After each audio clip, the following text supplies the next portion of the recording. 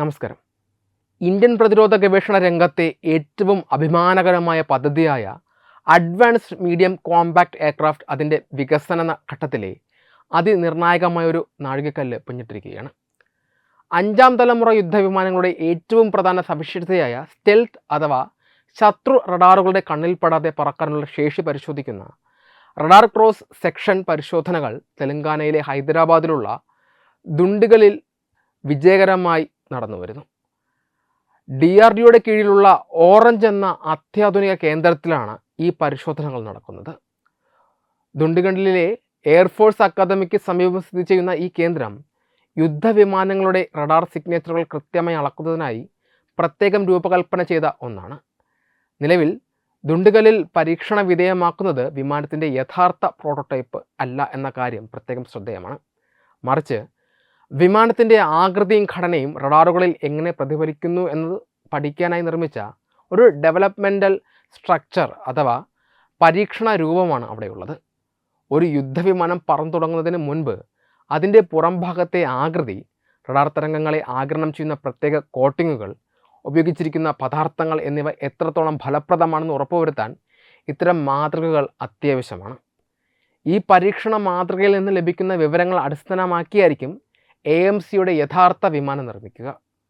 Stealth സാങ്കേതിക വിദ്യയിൽ ഓരോ ചെറിയ കോണും റഡാർ സിഗ്നലുകളെ സ്വാധീനിക്കും എന്നതിനാൽ ഇത്തരം പരീക്ഷണങ്ങൾ അതീവ ജാഗ്രതയോടെയാണ് നടത്തുന്നത്.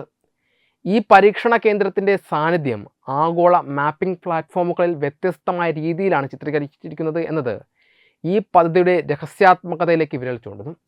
ആപ്പിൾ മാപ്സിൽ പരീക്ഷണത്തിലിരിക്കുന്ന വിമാനത്തിൻ്റെ ഘടന വ്യക്തമായി കാണാൻ സാധിക്കുമ്പോൾ ഗൂഗിൾ മാപ്സ് ഈ പ്രദേശം ഇപ്പോഴും നിർമ്മാണത്തിലിരിക്കുന്നതാണ് എന്നാണ് കാണിക്കുന്നത്.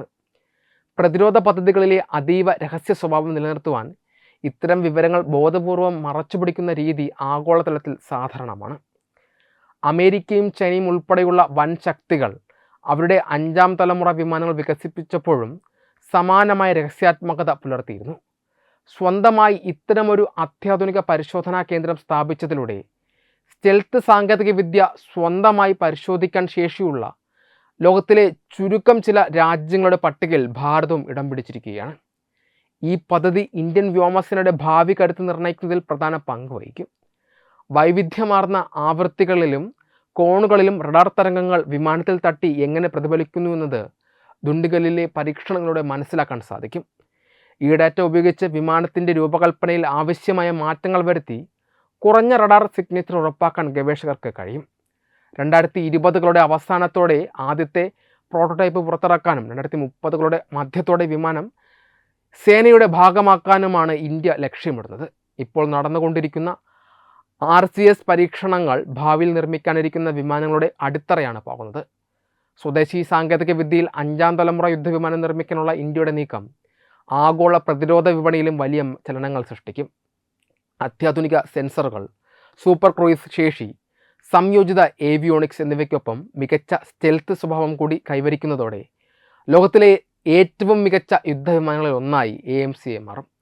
ദുണ്ടിഗലിലെ പരീക്ഷണങ്ങൾ ശബ്ദമില്ലാതെ എന്നാൽ ശക്തമായി പുരോഗമിക്കുമ്പോൾ അത് ഭാരതത്തിൻ്റെ പ്രതിരോധ സ്വയം പര്യാപ്തതയിലേക്കുള്ള വലിയൊരു ചുവടുവെപ്പായി മാറുകയാണ്. വരും പതിറ്റാണ്ടുകളിൽ ഇന്ത്യൻ ആകാശത്തെ സംരക്ഷിക്കുന്നതിനുള്ള അത്യാധുനിക സാങ്കേതിക വിദ്യകൾ നമ്മുടെ മണ്ണിൽ തന്നെ രൂപപ്പെടുന്നു എന്നതിൻ്റെ തെളിവാണ് ഹൈദരാബാദിലെ നടന്നുകൊണ്ടിരിക്കുന്ന ഈ നിഗൂഢവും എന്നാൽ സുപ്രധാനവുമായ പരീക്ഷണങ്ങൾ.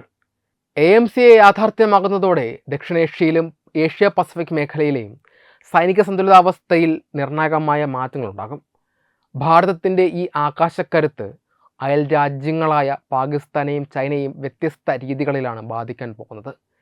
നിലവിൽ പാകിസ്ഥാൻ്റെ പക്കൽ 5ാം തലമുറയിലുള്ള സ്റ്റെൽത്ത് യുദ്ധവിമാനങ്ങൾ ഇല്ല എന്നത് തന്നെയാണ് ഇന്ത്യക്ക് ലഭിക്കുന്ന ഏറ്റവും വലിയ നേട്ടം. ചൈനയിൽ നിന്ന് 5ാം തലമുറ വിമാനമായ J-31 വാങ്ങാൻ പാകിസ്ഥാൻ താൽപ്പര്യം പ്രകടിപ്പിക്കുന്നുണ്ട് എങ്കിലും അവരുടെ സാമ്പത്തിക പ്രതിസന്ധിയും അന്താരാഷ്ട്ര തലത്തിലെ സാങ്കേതിക തടസ്സങ്ങളും ഇതിന് വലിയ വെല്ലുവിളിയാണ് ഉയർത്തുന്നത്. ഈ സാഹചര്യത്തിൽ ഇന്ത്യ AMCയെ വ്യോമസേനയുടെ ഭാഗമാക്കുന്നതോടെ പാകിസ്ഥാൻ്റെ റഡാർ സംവിധാനങ്ങളെ പൂർണ്ണമായി നിഷ്പ്രഭമാക്കുവാൻ ഇന്ത്യക്ക് സാധിക്കും. അതിർത്തിയോട് ചേർന്നുള്ള പാക് പ്രതിരോധ നിരകളെ അവരുടെ റഡാറുകളുടെ കണ്ണിൽപ്പെടാതെ തന്നെ ദൂരത്ത് നിന്ന് തകർക്കാനുള്ള ശേഷി ഭാരതം കൈവരിക്കുന്നതോടെ പാകിസ്ഥാനിന്മേൽ വ്യക്തമായ വ്യോമാധിപത്യം സ്ഥാപിക്കുവാൻ ഇന്ത്യക്ക് കഴിയും. ചൈനയെ സംബന്ധിച്ചിടത്തോളം ഇന്ത്യയുടെ ചുവടുവെപ്പ് അവരുടെ ഏകപക്ഷീയമായ ആകാശ മേധാവിത്വത്തിനുള്ള ശക്തമായ മറുപടിയായിരിക്കും. നിലവിൽ ചൈന തദ്ദേശീയമായി വികസിപ്പിച്ച J-20 എന്ന 5ാം തലമുറ സ്റ്റെൽത്ത് വിമാനങ്ങൾ വലിയ തോതിൽ അതിർത്തികളിൽ വിന്യസിച്ച് ഇന്ത്യക്ക് സുരക്ഷാ ഭീഷണി ഉയർത്തുന്നുണ്ട്. എന്നാൽ ഇന്ത്യ AMC വികസിപ്പിക്കുന്നതോടെ ചൈനയുടെ ഈ മേധാവിത്വത്തിന് അറുതിയാകും. ലഡാക്ക്, അരുണാചൽ പ്രദേശ് തുടങ്ങിയ യഥാർത്ഥ നിയന്ത്രണ മേഖലയിലുള്ള ഉയർന്ന മലനിരകളിൽ ചൈന സ്ഥാപിച്ചിട്ടുള്ള അത്യാധുനിക എയർ ഡിഫൻസ് സിസ്റ്റങ്ങളെ ഭേദിച്ച് മുന്നേറുവാൻ AMCയുടെ സ്റ്റെൽത്ത് സാങ്കേതികവിദ്യയ്ക്ക് സാധിക്കും. ഇത് ചൈനയുടെ അതിർത്തിയിലെ കടുത്ത അധിനിവേശ നയങ്ങൾക്ക് വലിയൊരു തടസ്സമായി മാറും. ഇതിനെല്ലാം പുറമെ യുദ്ധവിമാനങ്ങൾക്കായി ഇന്ത്യ വിദേശ രാജ്യങ്ങളെ ആശ്രയിക്കുന്നത് കുറയുന്നത് ചൈനയെയും പാകിസ്ഥാനെയും ഒരുപോലെ ആശങ്കപ്പെടുത്തുന്ന കാര്യമാണ്. റഷ്യയിൽ നിന്നോ അമേരിക്കയിൽ നിന്നോ ഇന്ത്യ വിമാനങ്ങൾ വാങ്ങുമ്പോൾ ഉണ്ടാക്കുന്ന നയതന്ത്ര സമ്മർദ്ദങ്ങൾ AMCയെ വരുന്നതോടെ ഇല്ലാതാകും.